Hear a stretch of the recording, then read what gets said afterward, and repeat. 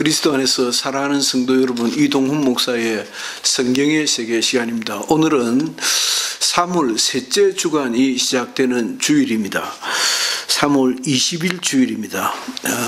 3월 20일 주간 동안에 있을 세 가지 동영상을 녹화하겠습니다. 오늘 첫째는 이제부터 몇 주간은 기독교 윤리에 혹은 도덕에 있어서 중요한 개념들을 좀 딱딱 끊어서 정리를 해볼까 합니다. 예컨대 오늘 이번 주간에 있을 율법과 사랑 이야기라든지 기독교 윤리와 도덕에 있어서 양심의 문제라든지 또 이성의 문제라든지 하는 이런 아주 현실적이고 중요한 개념들을 어떻게 하면 우리가 조금 쉽게 나도 이해할 수 있고 남도 설득시킬 수 있는 그런 정리된 개념으로 한번 살펴볼까 합니다. 윤리와 도덕을 고찰함에 있어서 율법이라고 하는 것은 말하자면 딱 정해져 있는 것입니다. 좀 닫힌 개념이지요. 그래서 율법 혹은 법률 혹은 도그마, 교조의 성격을 띠는 것들이 있습니다. 그러니까 기독교 윤리 혹은 기독교 도덕이라고 할 때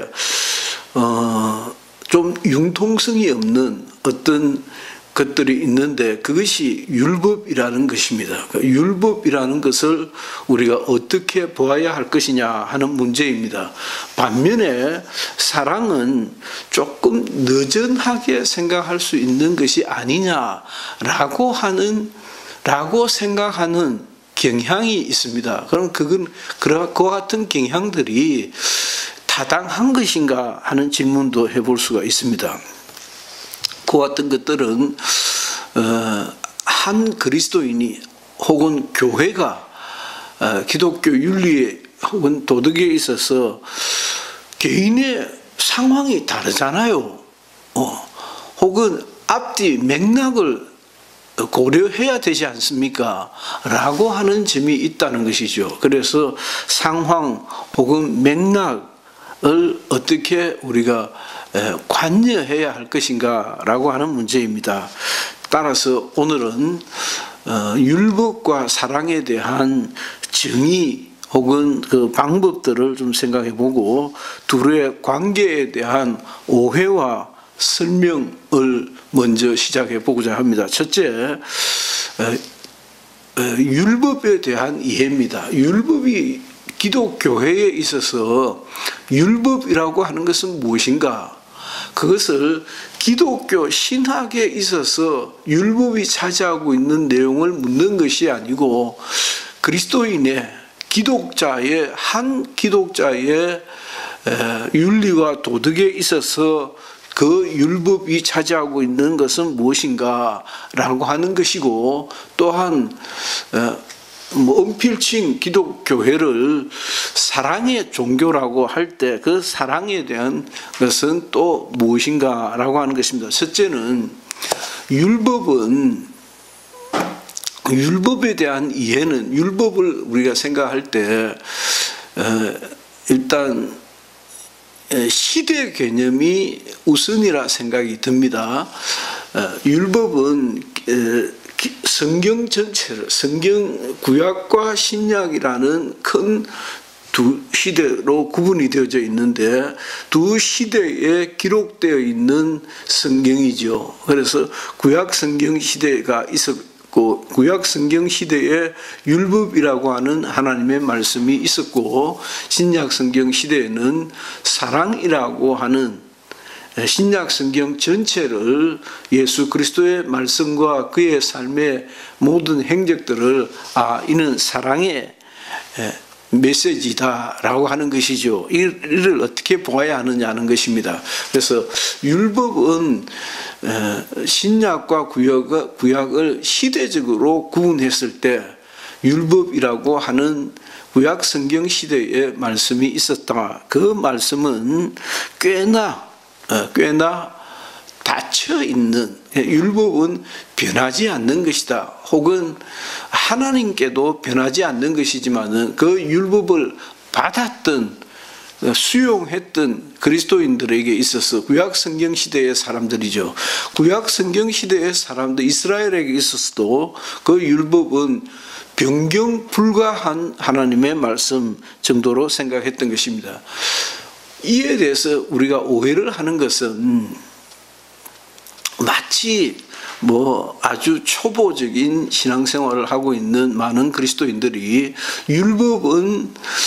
율법이라고 하는 구약 성경 시대에 창세기, 출애굽기, 민수기, 신명기라고 하는 이 모세 오경을 율법이라고 하는데, 구약 성경 전체를 율법이라는 한 단어로 통칭할 수도 있고, 율법과 선지자라고 두 개로 나누어서 생각할 수도 있고, 율법과 선지자와 거룩한 문서들, 시편, 잠언, 전도서, 아가까지를 포함해서 구약 성경의 말씀이라고 할 수도 있는데, 여기서 말하는 율법은 구약 성경 전체를 두고 하는 말입니다. 그 전체는 좀 신학적인 마사지를 좀 하면, 신학적으로 손질을 좀 하면, 그 율법은 구약 성경 시대에 주신 하나님의 말씀으로, 그 말씀은, 구약 성경 시대의 그 말씀은 신약 성경 시대에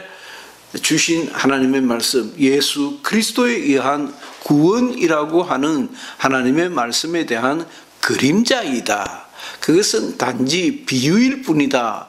그것은 실상이 아니고 모형이고, 실상은 예수 그리스도와 그의 구원의 말씀, 이 하나님이 정작 확실하게 분명하게 우리에게 전해 주시고자 하는 메시지이다라고 하는 것입니다. 그래서 이 율법과 사랑이라고 하는 그 시대 구분이 신학적으로 아주 미숙했을 때 하는 구분이다라고 정리를 해볼 수 있겠고, 그 정리는 보다도 두 번째, 성경을 통전적으로, 그러니까 구약 시대의 율법, 신약 시대의 예수 사랑이 아니고 성경 전체를 통해서 이 성경이 내게 대하여 말씀하시는 것이다 라고 할 때에, 이 성경은 구약 시대와 신약 시대로 하나의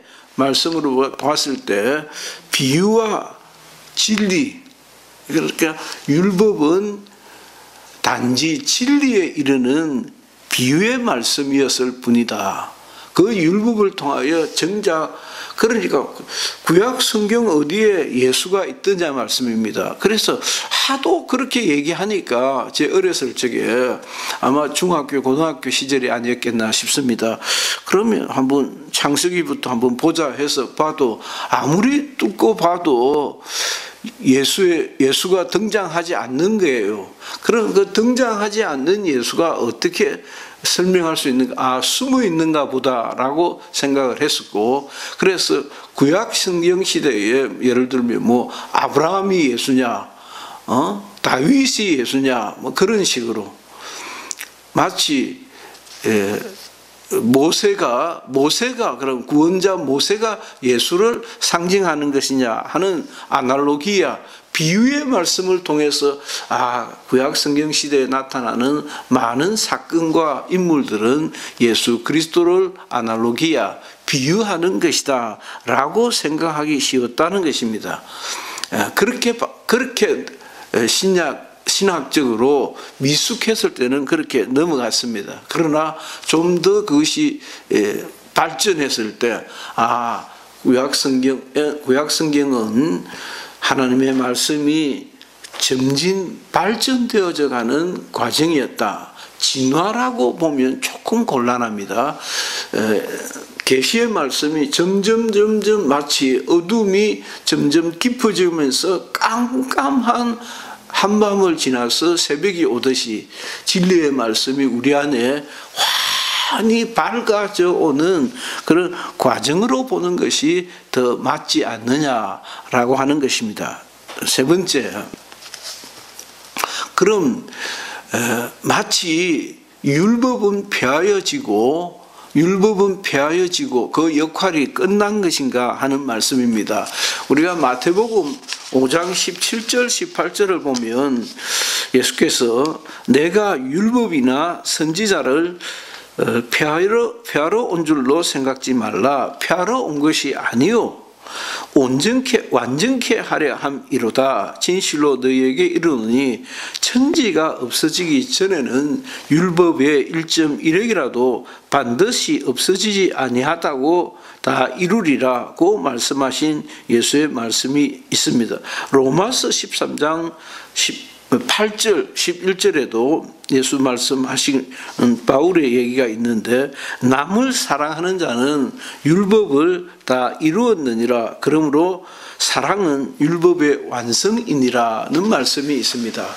자, 이렇게 예수께서 직접 하신 말씀과 바울이 로마서를 통해서 설명했던 그 설명을 좀 이렇게 믹스업, 연결을 시켜서 좀 이해를 하면 예수님께서 율법을 폐하러 오신 것이 아니고 예수 오신 것은 율법으로서는 이룰 수가 없었던 하나님의 말씀을 완전케 하려 하심이다. 그게 무엇인가? 예수 그리스도께서 의인은 없나니 하나도 없는 이 불쌍한 절망하는 인생들을 위하여 대신 죽으셨다. 그래서 로마서 3장 20절 21절에서 의인은 없나니 하나도 없고 한 다른 의가 있으니 예수 그리스도를 믿는 믿음이다라고 하는 그 루트가 발견했던 말씀을 다시 인용해 드리고 싶은 것입니다. 우리가 이와 같이 율법과 사랑은 마치 충돌하는 개념이 아니고 율법은 기독교라는 예수 그리스도와 그의 말씀을 성취해가는 전단계였다. 그 예수 그리스도의 사역과 그의 말씀을 향한 그의 말씀을 비추어주는 그런 비유의 시대였다라는 말씀을 제가 충분하게 드릴 수 있겠습니다. 다시 말씀드리면 율법은 지금도 폐하여진 것이 아니고 그것은 오는 수요일 강의에서 좀 더 설명을 하겠습니다만은 율법이 폐하여진 것이 아니고 율법은 하나님의 말씀이라는 속에 계속 잠복되어져 있는데 잠복되어져 있는 그 말씀을 통해서 우리는 예수 그리스도를 만나게 되더라는 것입니다. 자, 세 번째 우리가 한 번 더 살펴보고 넘어가야 할 것이 있는데 이 율법이 가지고 있는 몇 가지 기능들이 있습니다. 저는 참 이것을 좋아하는데 첫째는 율법은 그냥 구약 성경 시대에 이스라엘에게 주셨던 이스라엘이라고 하는 특정 민족에게 주셨던 그 율법이라고 하는 하나님의 말씀은 첫째 중심 기능을 하고 있더라는 것입니다. 율법이 없었더라면 여기에 말하는 중심 기능은 중간에 있는 중심이기도 하고 기준이라고 하는 뜻입니다. 기준 혹은 방향이라는 뜻입니다. 그래서 기준하고 우리가 초등학교, 중학교 그러니까 단체 생활하면 기준하고 제일 앞에서 있는 학생이 기준점을 안 잡습니까? 그 기준점을 중심으로 좌든 우든 줄을 맞추지 않습니까?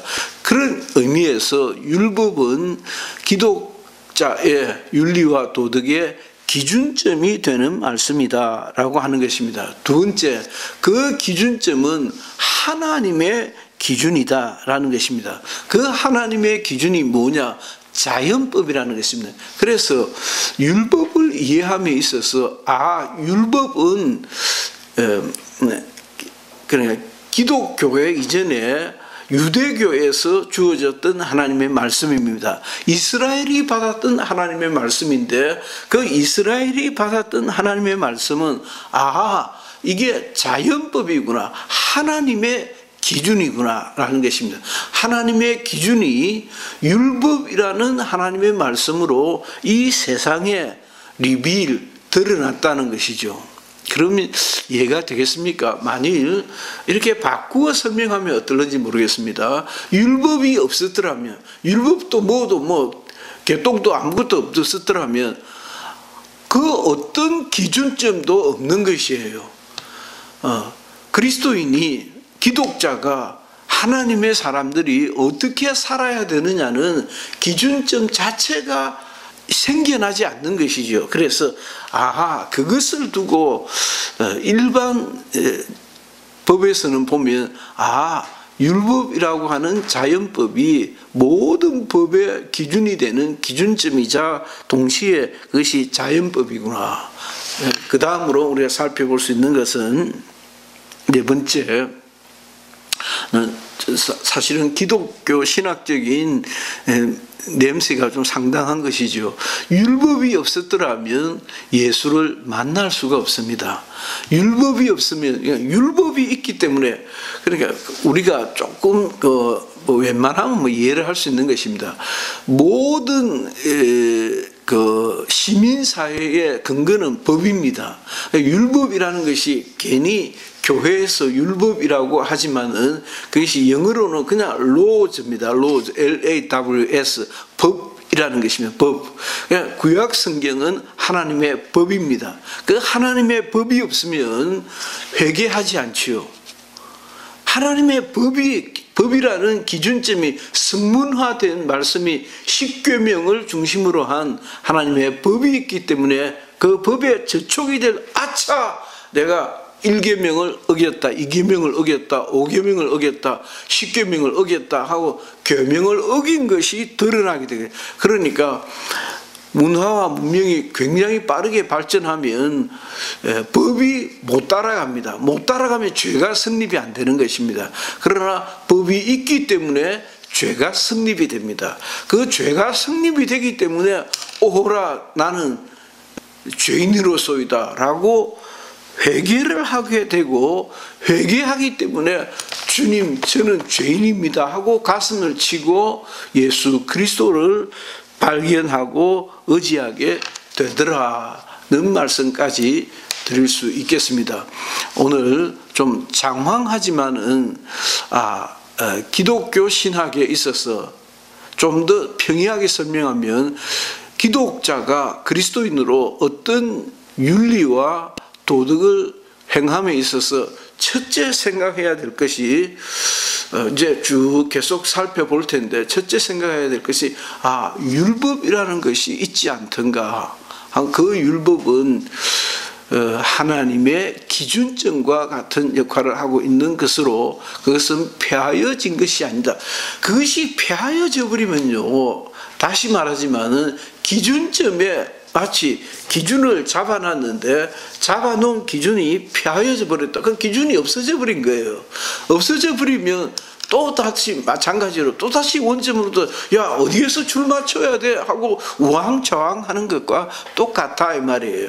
그래서 구약 성경의 율법은, 구약 성경 시대에 이스라엘이 받았던 하나님의 말씀은 모든 삶의 행동의 기준점과 같고, 그 기준점은 자연법이라고 하는 하나님의 법이다. 그 자연법은 그로 말미암아 그리스도인에게 있어서 그것이 양심의 기준이 되고 행동의 기준이 되고 모든 말과 행동의 기준이 되는 역할을 하고 있다라고 하는 말씀까지를 드립니다.